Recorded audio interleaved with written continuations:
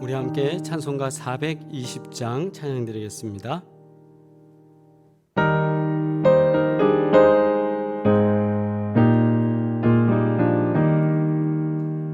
너 성결케 위해 늘 기도하며 너 주 안에 있어 늘 성경 보고 온 형제들 함께 늘 사귀면서 일하기 전마다 너 기도하라.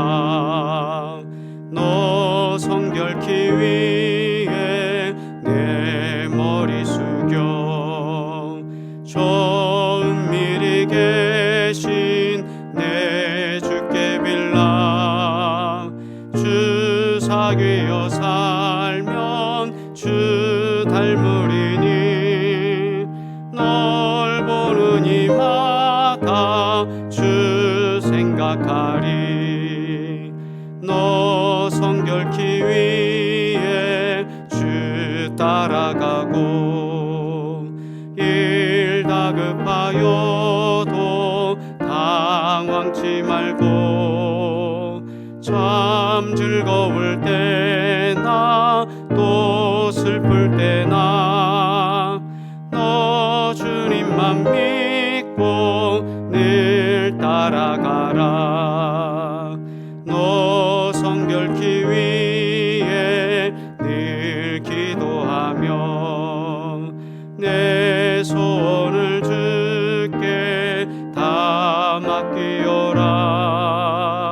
너 성령을 받아 주 섬겨 살면 저 천국에 가서 더 잘 섬기리. 아멘. 우리 함께 사도신경으로 신앙 고백하겠습니다. 전능하사 천지를 만드신 하나님 아버지를 내가 믿사오며 그 외아들 우리 주 예수 그리스도를 믿사오니 이는 성령으로 잉태하사 동정녀 마리아에게 나시고 본디오 빌라도에게 고난을 받으사 십자가에 못 박혀 죽으시고 장사한 지 사흘 만에 죽은 자 가운데서 다시 살아나시며 하늘에 오르사 전능하신 하나님 우편에 앉아 계시다가 저리로서 산자와 죽은 자를 심판하러 오시리라.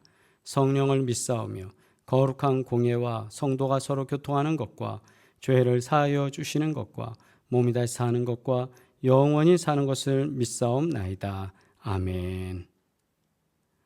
하나님의 말씀입니다. 고린도전서 7장 17절로 24절의 말씀 우리 함께 합독하며 받겠습니다.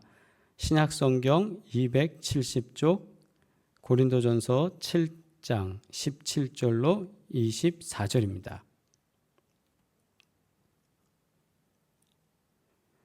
함께 하십니다. 오직 주께서 각 사람에게 나눠주신 대로 하나님이 각 사람을 부르신 그대로 행하라. 내가 모든 교회에서 이와 같이 명하노라. 할례자로서 부르심을 받은 자가 있느냐? 무할례자가 되지 말며 무할례자로 부르심을 받은 자가 있느냐? 할례를 받지 말라. 할례 받는 것도 아무것도 아니요 할례를 받지 아니하는 것도 아무것도 아니로되 오직 하나님의 계명을 지킬 따름이니라. 각 사람은 부르심을 받은 그 부르심 그대로 지내라. 내가 종으로 있을 때에 부르심을 받았느냐? 염려하지 말라. 그러나 내가 자유롭게 될 수 있거든 그것을 이용하라. 주 안에서 부르심을 받은 자는 종이라도 주께 속한 자유인이요 또 그와 같이 자유인으로 있을 때에 부르심을 받은 자는 그리스도의 종이니라. 너희는 값으로 사신 것이니 사람들의 종이 되지 말라. 형제들아, 너희는 각각 부르심을 받은 그대로 하나님과 함께 거하라. 아멘. 할렐루야. 오늘도 주님께서 도우시고 역사하시며 함께 하시는 귀한 증거가 있기를 주의 이름으로 축복합니다. 오늘 봉독한 말씀을 통해서 부르심을 받은 상태 그대로라는 제목으로 함께 은혜를 나누고자 합니다. 하나님께서 우리를 부르신 그대로, 우리를 주의 사명자로 부르신 그대로 하나님께서는 우리를 그대로 사용하시기를 원하신다는 것을 오늘 말씀을 통해서 우리가 받고 이 말씀으로 인해서 우리가 큰 힘 얻기를 바랍니다. 우리 17절로부터 20절까지 말씀입니다. 오직 주께서 각 사람에게 나눠주신 대로 하나님이 각 사람을 부르신 그대로 행하라. 내가 모든 교회에서 이와 같이 명하노라. 무할례자로서 부르심을 받은 자가 있느냐? 할례자가 되지 말며 무할례자로 부르심을 받은 자가 있느냐? 할례를 받지 말라. 할례 받는 것도 아무것도 아니요 할례 받지 아니하는 것도 아무것도 아니로되 오직 하나님의 계명을 지킬 따름이니라. 각 사람은 부르심을 받은 그 부르심 그대로 지내라. 아멘. 부르심을 받은 그대로, 각자의 부르심 그대로 지내라. 20절 이렇게 말씀합니다. 오늘 이 말씀은 뭐냐면 각자의 부르심에 대한 존중을 우리 교회는 가져야 된다는 겁니다. 하나님께서 우리를 다 동일하게 똑같은 사람으로 부르신 것이 아니라 각 사람에게, 학생은 학생으로서, 또 남편은 남편으로서, 그리고 고린도 교회에 당시에 있었던 여러 계층들, 특별히 어떤 계층들이 있었습니까? 그 중에 종들이 있었습니다. 또 장사를 하는 상인들이 있었습니다. 군인들이 있습니다. 그리고 또 해외에서 붙잡혀 온 그 노예들이 있죠. 그래서 이 노예들도, 종들도 규모가 달랐는데 그들의 위아래 상급과 하급에 따라서 그들이 하는 일들이 달랐습니다. 그리고 로마 시민권을 가지고 있는 사람이 있는가 하면 로마 시민권이 없는 대다수가 있었고, 로마 시민권이 있는 사람들 중에도 일부 귀족들이 자신들의 권세를 누리면서 살았고, 대부분의 사람들은 비참한 인생을 살 수밖에 없었던 것이 당시 로마의 사회 구조적인 모습이었습니다.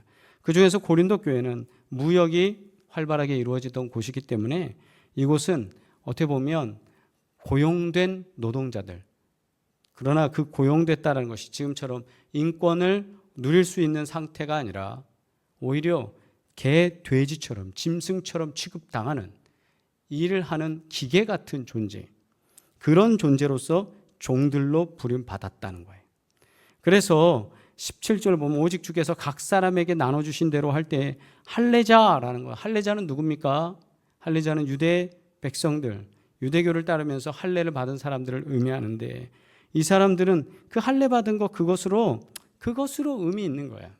그렇다고 무할례자들, 할례 받지 못한 사람들한테 너네 할례 받아야 돼 하면서 강요하면서 꼭 그게 유리한 것 아니다.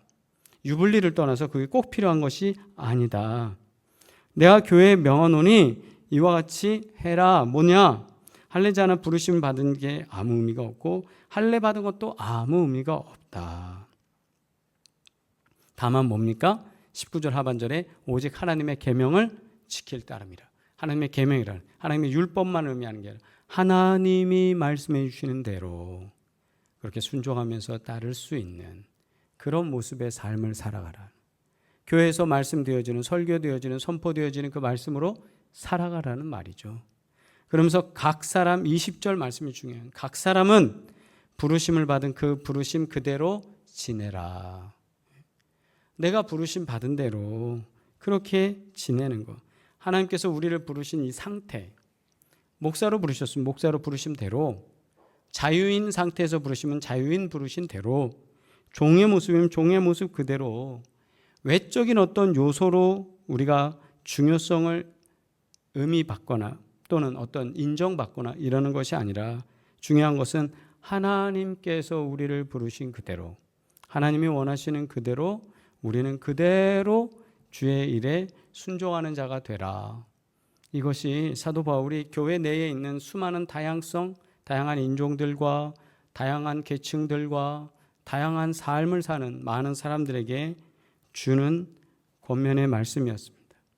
오늘도 우리가 교회 내에서 다양한 사람들, 예전보다 수많은 다양성이 존재하게 됩니다.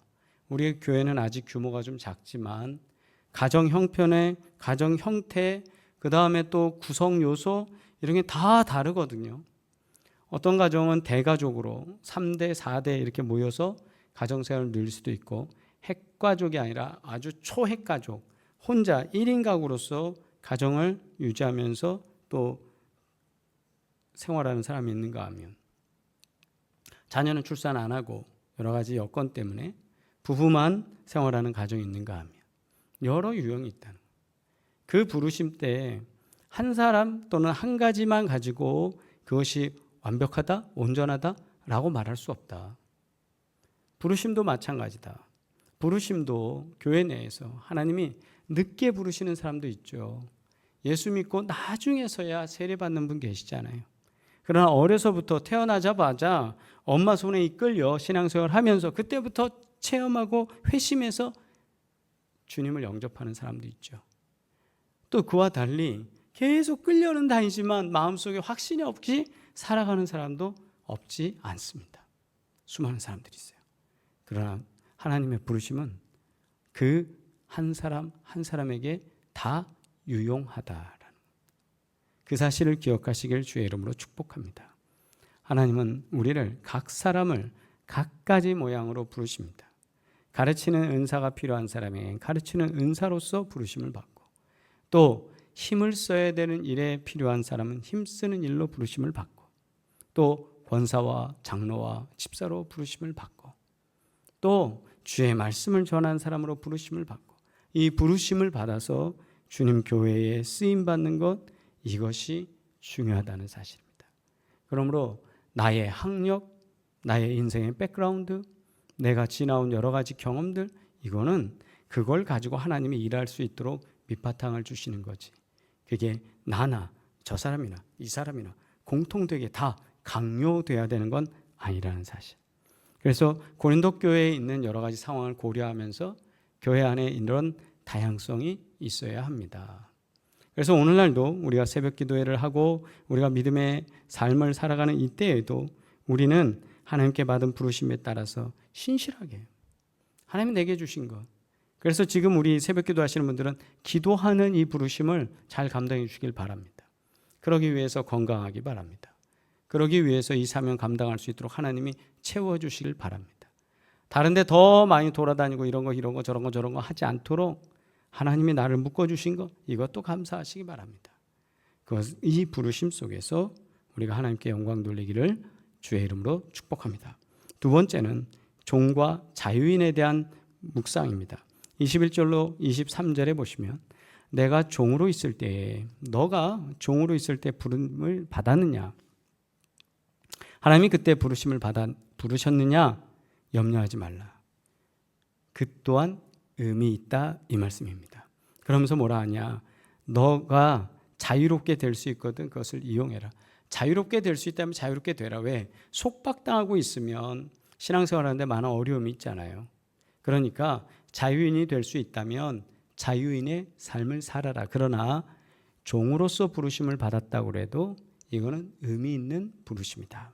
그리고 22절에 주 안에서 부르심을 받은 자는 종이라도 주께 속한 자유인이다.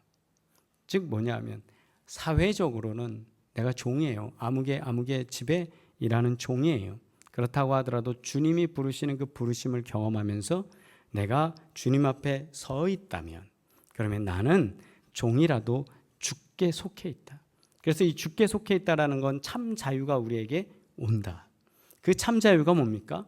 죄의 문제를 해결하고 우리가 믿음 안에서 일어나는 것이죠. 죄의 속박 속에 있는 것이 아니라, 죄의 두려움 속에 정복당하는 것이 아니라, 죄 때문에 우리가 뭔가를 못하고 이렇게 묶여져 가는 삶을 사는 것이 아니라, 나 자유 얻었네, 너 자유 얻었네, 우리 자유 얻었네, 나 자유 얻었네, 너 자유 얻었네, 우리 자유 얻었네, 주 말씀하시길 쇠사슬 끊었네. 이렇잖아요. 우리가 죄의 문제, 그 문제를 해결할 때 하나님께서 우리에게 참 자유, 진정한 자유를 주시잖아요. 육신적으로는 종의 삶을 산다 할지라도 그 안에서 오는 이 자유한 삶을 너희들은 누려라. 또 그와 같이 자유인으로 있을 때 이제는 내가 종이 아니에요. 상업을 하거나 뭐 이런 삶을 하는 사람이에요. 그러면서 자유인으로 있을 때에 부르심을 받았어요. 그러면 그 사람은 진정한 의미에서 그리스도의 종이다. 할렐루야. 그리스도의 종이다라는 겁니다. 우리는 누구에게 속했느냐? 당시의 사회의 문화적인 삶 속에서 가장 이해하기 쉽게 이야기되는 게 뭐냐면 우리는 그리스도의 종이라는 겁니다. 우리는 그분의 그분 밑에 있는 사람입니다. 그래서 주님이 우리에게 원하시는 것, 주님이 말씀하시는 것에 대해서 우리는 순종하는 사람입니다. 이것을 오늘 사도 바울은 편지를 통해서 고린도 교회에 이야기하고 있습니다.